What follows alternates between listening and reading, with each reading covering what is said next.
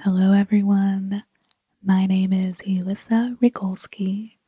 I'm a mattress reviewer at Mattress Clarity. And as a mattress reviewer, I know how important it is to get a great night's sleep. So, to help you fall into a deep slumber, I will read you a relaxing bedtime story. So, go ahead, snuggle up underneath the covers, fluff your pillow, and relax as I read a portion of Rudyard Kipling's The Jungle Book. Chapter 1, Mowgli's Brothers.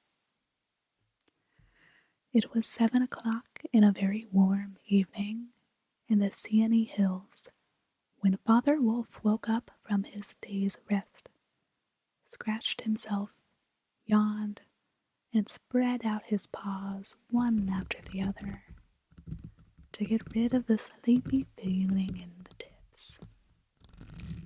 Mother Wolf lay with her big gray nose dropped across her 4 tumbling, squealing cubs. And the moon shone into the mouth of the cave where they all lived. "Ah," said Father Wolf, "it is time to hunt again." And he was going to spring downhill with a little shadow of a bushy tail crossed the threshold and whined, "Good luck go with you, O chief of the wolves, and good luck and strong white teeth go with the noble children, that they may never forget the hungry in this world." It was the jackal, Tabaqui, the dish licker, and the wolves of India despise Tabaqui because he runs about making mischief and telling tales and eating rags and pieces of leather from the village rubbish heaps. They are afraid of him, too, because Tabaqui, more than anyone else in the jungle, is apt to go mad. And then he forgets that he was ever afraid of anyone, and runs through the forest, biting everything in his way. Even the tiger hides when little Tabaqui goes mad, for madness is the most disgraceful thing that can overtake a wild creature. We call it hydrophobia, but they call it Dewani, the madness, and run. "Enter then, and look," said Father Wolf stiffly. "But there is no food here."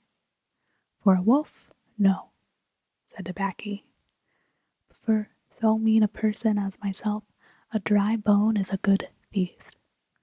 Who are we, the Gitterlog, the jackal people, to pick and choose?" He scuttled to the back of the cave, where he found the bone of a buck with some meat on it and sat cracking the end merrily. "All thanks for this good meal," he said, licking his lips. "How beautiful are the noble children! How large are their eyes! And so young, too! Indeed, indeed, I might have remembered that the children of kings are men from the beginning." Now, Tabaqui knew as well as anyone else that there is nothing so unlucky as to compliment children to their faces, and it pleased him to see Mother and Father Wolf look uncomfortable. Tabaqui sat still, rejoicing in the mischief that he had made, and then he said spitefully, "Shere Khan, the big one, had shifted his hunting grounds. He will hunt among the hills during the next moon, so he has told me." Shere Khan was the tiger who lived near the Waingunga River, 20 miles away. "He has no right," Father Wolf began angrily. "By the law of the jungle, he has no right to change his quarters without fair warning. He will frighten every head of game within 10 miles, And I have to kill for 2 these days." "His mother did not call him Lungri, the lame one, for nothing," said Mother Wolf. "He has been lame in one foot from his birth. That is why he has only killed cattle. Now the villagers of the Wangunga are angry with him, and he has come here to make our villagers angry. They will scour the jungle for him when he is far away, and we and our children must run to the grass set alight. Indeed, we are very grateful for Shere Khan." "Shall I tell him of our gratitude?" said Tabaqui. "Out," snapped Father Wolf. "Out and hunt with thy master. Thou hast done harm enough for one night." "I go," said Tabaqui quietly.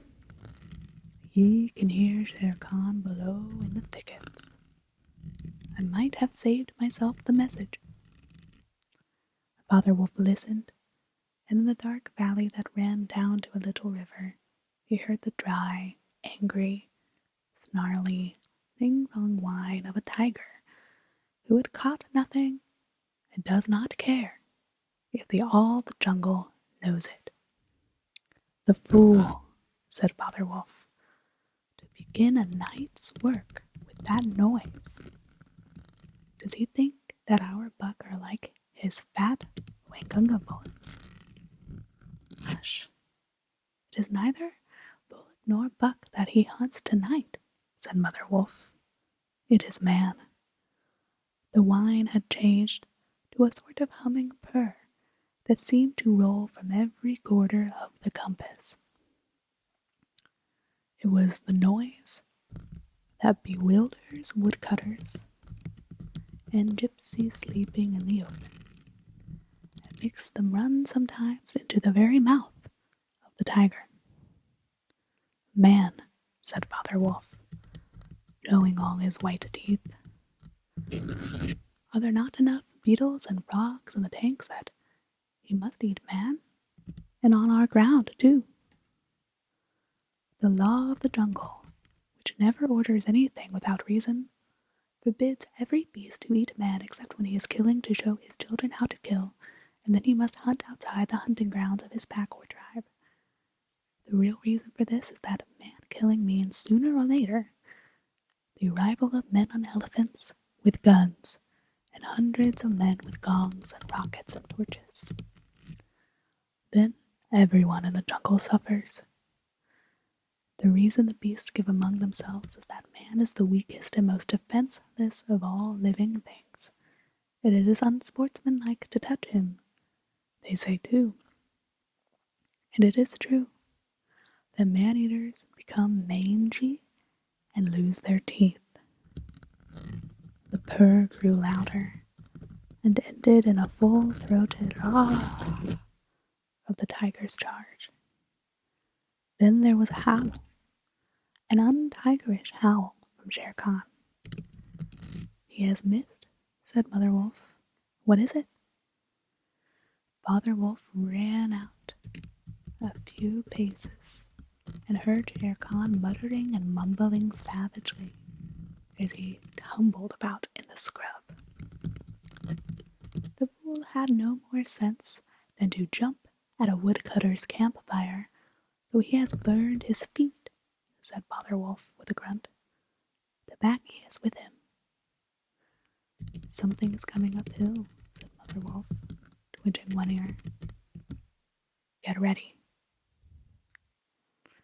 Hope you find a relaxing sleep. Join us next time for more bedtime stories and ASMR sounds. Good night.